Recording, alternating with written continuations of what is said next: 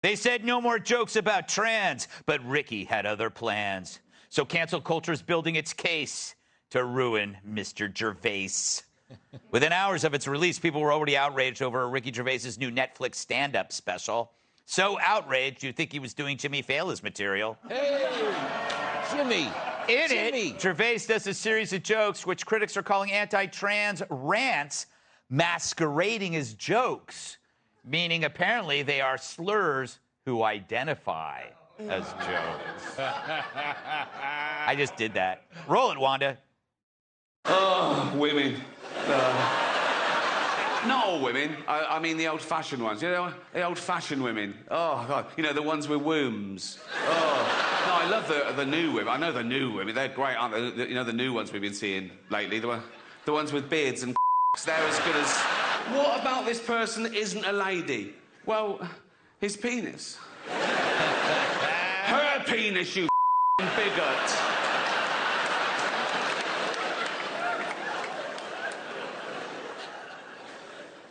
What if he rapes me? What if she rapes you?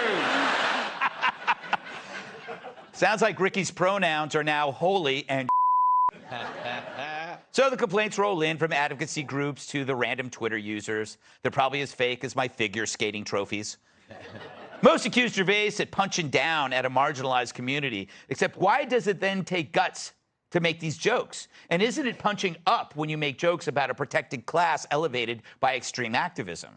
But it's almost as if Netflix knew this was coming. Just a few weeks ago, they told employees to quit if they were offended by the content they release. Let's see if they put their money where their mouth is, like when I dared Kat to eat a bag of pennies. But Gervais defends his jokes to the BBC, saying comedy is meant to address taboo subjects. But activists claim his words equal violence, forgetting what we were all taught about sticks and stones, that they're great for covering up dead bodies. Tyrus, I always maintain that when somebody's insulting you, they're complimenting you because the assumption is you're part of us now. We can make fun of you. You're part of the group or envy, you know, and I think it's fun. I think it's great that somebody the level of Ricky would do this, almost to say like, hey, I'm in it too. Yeah. You know, and I don't think there's anything wrong with when you're talking about your dating choices when it comes to women. I think you almost now have to say, I'm into organic women. Yes. I prefer a fallopian tube than a swinging one. That's all. I don't think that's fine. And with that, I'm in the game. Come get me. That was the good one. Kat, about our fallopian tube beer helmet idea. Boom.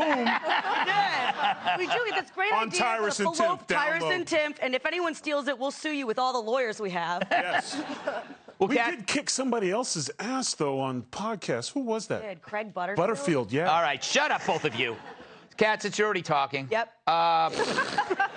Isn't this joke a defense of feminism? Because what he's basically saying is that a man could just grow his hair out, still keep his junk, but you have to refer to him as a female. Basically saying that there's almost no inherent value in organic womanhood. It's all just who you choose to be. I think actually that what the point of the joke was that, yes, I can say this. Yeah. If people didn't go so hard against people who even, like, people can get in huge trouble for using the wrong pronouns. And so he sees something like that, and he's the type of guy that's going to go after that. Right. And a joke is a joke. And I think there's a huge difference between having a joke about trans people and having a phobia of trans people. The joke actually tells you you don't have a phobia. Yeah. That's my point. And he even had a disclaimer being like, hey, like I support trans people. They're human beings. I support their rights. These are jokes. So as soon as he's the kind of guy, and I think Chappelle's the same way, where you say, hey, you can't talk about this sort of thing, they feel like they have to. I am the same way. Oh, yeah, you're right. You're the real hero. I am the real hero, and thank me for my service. Your service, yeah. Thank me. Freedom's not free. No one thanks me for my service. Jimmy, I maintain, like, you can always tell on any show the people that I don't make fun of or the people I don't poke fun of, I don't like. Oh, absolutely. You just kind of, it's like, it's not worth it because you think that they might be hurt, they might apologize, they might, like, complain. I've had people here do that. Yeah. Well, listen. I have. That was me. No! Imagine Morgan, if I I make just fun of you. started I'm going to to make cry fun of one you day. so much Yeah. after I talk to Jimmy. Thank you.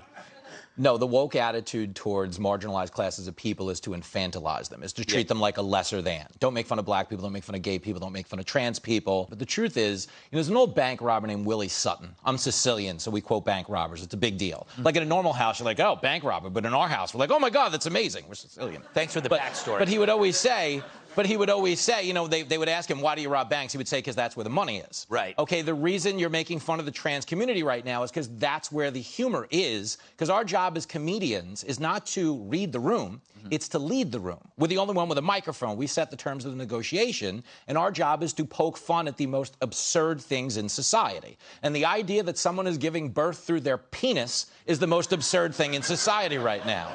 I believe that's called a gallstone. Having talked to a couple, thank you. Having talked to a couple of guys who passed kidney stones, I can promise you a baby stone. Not pleasant and not happening.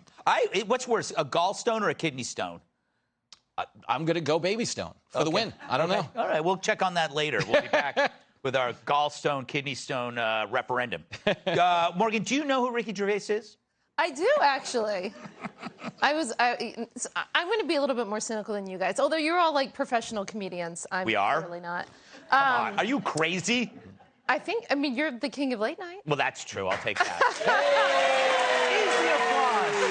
Easy applause. Morgan Ortegas throwing some red meat. So I think that he did this on purpose. Like I think he saw that Chappelle. You mentioned Chappelle. I think that he saw that Chappelle. It blew up. The ratings were huge. I mean, it was like international news for a few days. And so I'm just cynical. I don't know. You're a comedian. I'm not. But I think this was like a way. I wouldn't have known that he was doing a Netflix special if he didn't make the trans joke, if it didn't make the media, if everyone wasn't outraged. It's sort of like, remember when everyone like 10, 15 years ago used to say something about the Catholic Church and then the Catholic Church would get spun up and it was like this cycle? I feel like that's what we're doing now with trans jokes. Does that make sense? Yep. In a weird I don't know. way. My mom would. No, I'll respectfully disagree. I think what he did is because Chappelle didn't get unscarred. He lost movies, death threats. I think he said, "I'm with you." It was more of a. We got to fight. We got to stand up for something. And it forced Netflix's hand. That's the thing. It's like Netflix didn't come out until they saw this thing coming their way. Well, you want to know why he's doing this, too, and why Netflix is getting his back, is because they realize there's been a sea change in society. Nobody wants to be on the side of the outrage machine. Like, we're so far past it. You're never going to be at a party and go, oh, bro, I can't wait till a guy who gets offended at everything shows up. You know, that's not going to happen. And they all know that now. There was a while there where we didn't know that because the guy who got offended got the floor. Like, he got a promotion, he got, social credit. Now it's over, so we've moved on. And you know who changed it for America? I was going to give it to you.